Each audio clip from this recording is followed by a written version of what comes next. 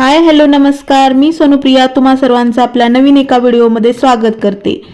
तर आजच्या व्हिडिओचा विषय आहे सूर्यग्रहण, म्हणजे 17 तारखेला होणाऱ्या सूर्यग्रहण 2026 बद्दल संपूर्ण माहिती व्हिडिओ आपण बनवला आहे। आणि या व्हिडिओमध्ये ग्रहण कधी लागेल, किती वाजता दिसेल, सूतक काळ किती असेल, कोणत्या राशीवर याचा परिणाम होईल, या सर्व गोष्टी आपल्या सोप्या मराठी भाषेत दिल्या आहेत। तर व्हिडिओवर क्लिक करून आपला व्हिडिओ नक्कीच पहा। मित्रांनो, 17 तारखेला एक महत्त्वाची खगोलीय घटना घडणार आहे, म्हणजे सूर्यग्रहण। सूर्यग्रहण म्हणजे नेमकं काय, ते कसं होतं, ते भारतात दिसणार आहे का, आणि ग्रहणाच्या वेळी कोणती काळजी घ्यावी, या सर्व गोष्टी आपण आपल्या व्हिडिओमध्ये कव्हर करणार आहोत। आजच्या या व्हिडिओमध्ये आपण सूर्यग्रहणाबद्दल सविस्तर आणि सोप्या भाषेत माहिती जाणून घेणार आहोत, म्हणून व्हिडिओ शेवटपर्यंत नक्की पहा। चला तर पाहूया सूर्यग्रहण म्हणजे काय। सूर्यग्रहण तेव्हा घडते जेव्हा चंद्र, पृथ्वी आणि सूर्य यांच्यामध्ये येतो। यामुळे सूर्याचा प्रकाश काही काळासाठी पृथ्वीपर्यंत पोहोचत नाही किंवा अंशतः अडतो। सोप्या भाषेत सांगायचं झालं तर चंद्र सूर्याला झाकतो आणि आपल्याला सूर्य पूर्ण किंवा अंशतः दिसेनासा होतो। ही पूर्णपणे नैसर्गिक खगोलीय घटना आहे। चला तर पाहूया सूर्यग्रहणाचे किती प्रकार आहेत। सूर्यग्रहण मुख्यतः 3 प्रकारचे असते: पूर्ण सूर्यग्रहण, आंशिक सूर्यग्रहण, वलयाकृती सूर्यग्रहण। पूर्ण सूर्यग्रहण म्हणजे जेव्हा चंद्र पूर्णपणे सूर्य झाकतो, संपूर्ण परिसर काही मिनिटासाठी अंधारमय होतो। आंशिक सूर्यग्रहण जेव्हा सूर्याचा काही भाग चंद्र झाकतो। आणि वलयाकृती सूर्यग्रहण म्हणजे जेव्हा चंद्र सूर्याच्या मध्यभागी येतो पण पूर्णपणे झाकत नाही, त्यावेळी सूर्याभोवती अग्नीचे वलय दिसते।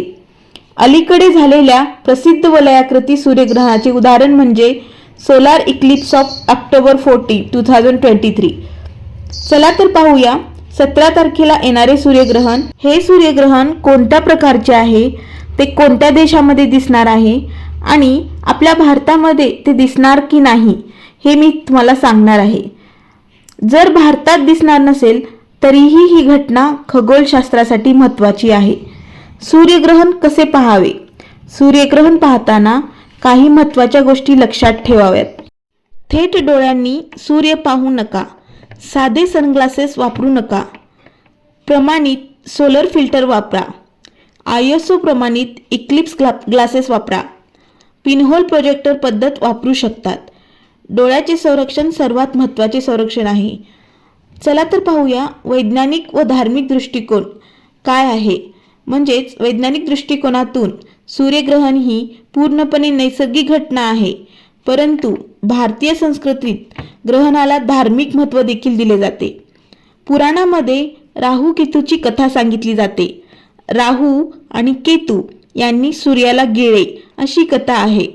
तथापि आधुनिक विज्ञानानुसार ही खगोलीय रचना आणि हालचालीचा परिणाम आहे। सूर्यग्रहण दरवर्षी 2 ते 5 वेळा होऊ शकते। पूर्ण सूर्यग्रहण जास्तीत जास्त 7 मिनिटे 30 सेकंद टिकू शकते। प्राचीन काळात लोक सूर्यग्रहणाला अपशकुन मानत असत, तर मित्रांनो 17 तारखेला येणारे सूर्यग्रहण ही एक सुंदर आणि दुर्मिळ खगोलीय घटना आहे। योग्य माहिती आणि सुरक्षितता पाळून आपण ही घटना अनुभवू शकतो। जर तुम्हाला ही माहिती आवडली असेल तर व्हिडिओला नक्कीच लाईक करा, आणि चॅनलवर नवीन असाल तर प्लीज सबस्क्राईब करा, आणि कमेंटमध्ये सांगा तुम्ही सूर्यग्रहण पाहणार आहात की नाही। हे सूर्यग्रहण मुख्यत्वे युरोप, आशिया आणि काही भागामध्ये नॉर्थ अमेरिका येथे दिसणार आहे। धार्मिक आणि ज्योतिषीय दृष्टीने महत्त्वाचे म्हणजे भारतीय संस्कृतीत सूर्यग्रहणाला विशेष महत्त्व दिले जाते। तर हे सूर्यग्रहण कोणासाठी महत्त्वाचे आहे ते मी तुम्हाला सांगणार आहे। ज्या लोकांचा ज्योतिषावर विश्वास आहे त्या लोकांनी हे सूर्यग्रहण पाळावे। काही राशीसाठी हे ग्रहण शुभ किंवा अशुभ मानले जाऊ शकते। साधना, मंत्रजप, ध्यान करणाऱ्यासाठी विशेष काळ आहे। हिंदू धर्मग्रंथामध्ये ग्रहण काळात अन्न सेवन टाळणे, मंत्रजप करणे, दान करणे, स्नान करणे असे सांगितलेले आहे. वैज्ञानिकदृष्ट्या सूर्यग्रहण खूप महत्त्वाचे आहे. वैज्ञानिक सूर्याच्या बाहेरील थराचा अभ्यास करतात. दुर्मिळ खगोलीय दृश्य अनुभवायला मिळते. पृथ्वी, चंद्र, सूर्य याची अचूक स्थिती अभ्यासता येते. हे पूर्णपणे नैसर्गिक आणि सुरक्षित खगोलीय घटना आहे. हे सूर्यग्रहण कोणासाठी महत्त्वाचे नाही ते मी तुम्हाला सांगणार आहे. ज्यांना ज्योतिष किंवा धार्मिक गोष्टीवर विश्वास नाही त्या लोकांनी हे सूर्यग्रहण नाही पाळले तरी चालेल. जे वैज्ञानिक दृष्टिकोनातून पाहतात तेही लोक हे सूर्यग्रहण पाळत नाहीत. आणि भारतात जर ग्रहण दिसणार नसेल तर त्याचा प्रत्यक्ष परिणाम होत नाही.